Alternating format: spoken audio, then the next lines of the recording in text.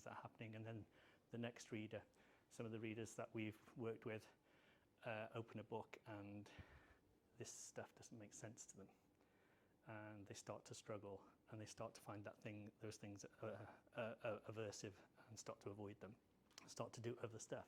You all know if you find things difficult, you'll go and do something else, yeah, rather than do those things. So in the UK, we think there's about 25 to 30% of children who leave our primary schools functionally illiterate. And what we mean by that is they can't really deal with the kinds of literature that they are faced with when they reach secondary school. And we also know that secondary schools find that really difficult to turn around, and most of the time don't. So that's a challenge for us. So we think, okay, sorry, I just forgot something I was going to say. I knew there's something I was going to say. The Institute for Fiscal Studies has suggested that in Wales, children generally are performing at the same level of children in England from disadvantaged backgrounds. So we seem to be having an issue here in Wales. So one of my big interests is in what we can do about this in our country here today. PISA, there's been a lot of talk about PISA at this conference, which I was surprised about. Each time we see the results of PISA, Wales is sort of languishing at the bottom of the UK nations. And so that's not particularly good for us in that sense. And I wonder to myself, especially in things like reading, why would that be the case?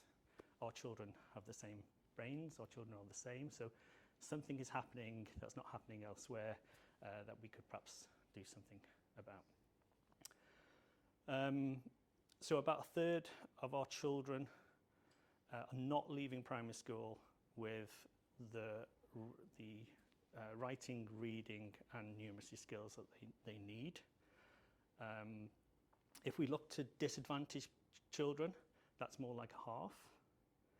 And some of our early research in Bangor was looking at children from a special needs education background, and the reality is very few of those children leave school with functional reading skills.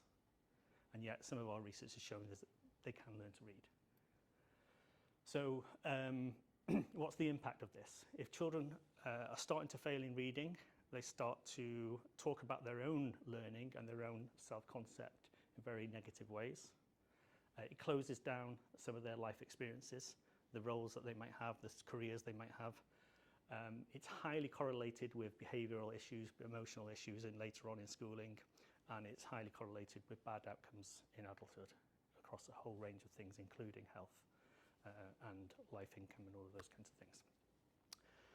So we've been thinking with a number of people about what we might want to do with it. So the question is, I suppose, why and what might be the solutions that we've got. So I'm going to talk about 4 things today that I think might be interesting to think about. The first of them is reading is not a natural human behaviour. Okay. The second is it's quite complex to learn for many children and complex to teach. And many of you might have those experiences of trying to teach children to read. I think we need in our school systems what we're starting to call an equity framework, a framework that is not about equal. It's about what does each child need in order to be supported to learn how to read. So there's a difference in that context. And also, I think the fourth thing we'd like to talk about is the move towards evidence-based or evidence-informed teaching professions, and I think we're doing that in Wales. So I'll talk a little bit about that. So what do we mean by reading's not a natural process? For all of you, I imagine, when you see reading, you can't stop reading it. You can't not read something that's in front of you if you look at it. So it feels very natural. For lots of children, it's not. Reading evolved in our species somewhere around 4,000 years ago. Reading and writing systems started. We've been speaking as a species for 300,000 years, and it's probably longer than that if we look at proto-languages and the development of those earlier languages. So speaking is different to reading, but language is an essential element of reading. So if you think about the simple view of reading, it's really around bringing two things together in a multiplication: language skills and decoding word recognition of what these squiggly lines on a page mean in that sense, and bringing those together. That is reading understanding in the simple view. It's called the simple view of reading, but it's kind of easy to understand in that sense. So we may not need to teach reading in a simplistic way. We need to understand how reading develops, and we need to match our pedagogical knowledge and skills to that. So reading isn't natural in that sense. It's man-made. It's man-invented. We invented it as a species. If you put any child into a normal human context, they will learn to speak. Okay, so we know how to do that really well, and it's much more natural. It's built into our brains in that sense. So I think we need to think about reading in that sense. The second thing I talked about is that reading is complex to learn and complex to teach. What we do know is that there is now a converging evidence base across the globe, certainly within the English language and many other languages, of how we teach reading quite well. Do we know everything about teaching reading? No, we don't. We will never know everything about something. Okay, all things will always change in that context. But we do know enough, I think, now to help the vast majority of children learn to read. So we know that there are mainly 5 pillars: phonemic awareness, phonics, fluency, vocabulary, and comprehension. And if we concentrate on those things, we generally have success with children in terms of their reading. I mentioned it was complex to teach. We need teachers in every primary school that understand reading at quite a high level if they're going to teach it. I don't think generally that our initial teacher education programs produce high knowledge and high competence in teaching reading, and I think in the countries where that is the case, their children do much better at reading. The third thing I talked about was what we call an equity framework. This has been known as different things, but essentially this is about how we can ensure that each child has the support needs that they have. So we call it a framework for equity of support, learner support needs. So what we think we need is generally a very good universal program of teaching reading in primary school education. We need to monitor that, and we need to find very quickly children who are not succeeding or need more support. So we need some form of doing that. That's a universal program. If your universal program is good, and the reason how you know a universal program is good is about 80% of your children should be doing fine. Okay, that's how you'd know. Is my universal program in the school or approach to teaching reading good enough? 80% of your children should be doing okay.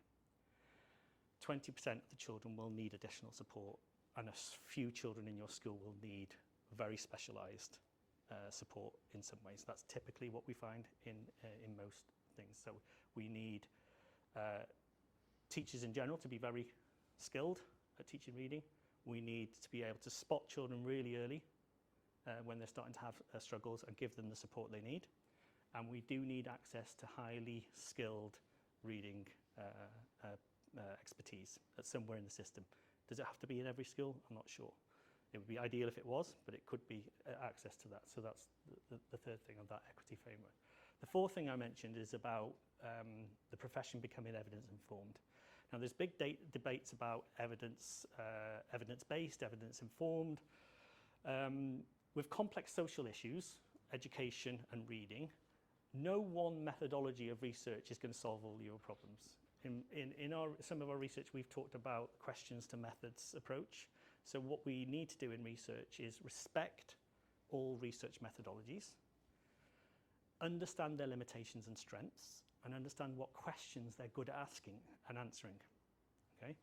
In complex social situations, we need mixed methods research in order to shed light on a complex social issue. We need to know about preferences, we need to know about usability, we need to know about effectiveness, and all of these are different research methodologies. So we need to have that mixed method approach in education. That's what we've argued in that context.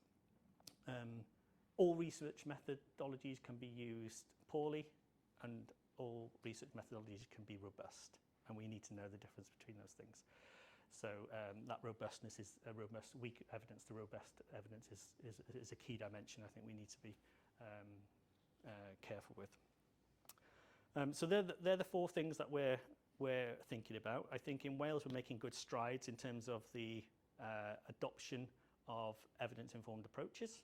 And I think one of the most powerful aspects of that is the adoption of inquiry methodologies in school.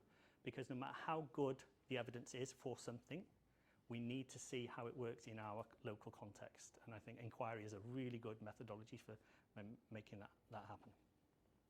So in conclusion, I think those 4 things are kind of interesting things to think about in terms of the solutions to the issues of illiteracy. But I do think that we have control over the quality of the reading instruction that we have in our primary schools, and we shouldn't really be much more shocked about children leaving our primary school not being able to read effectively in secondary education. Thank you.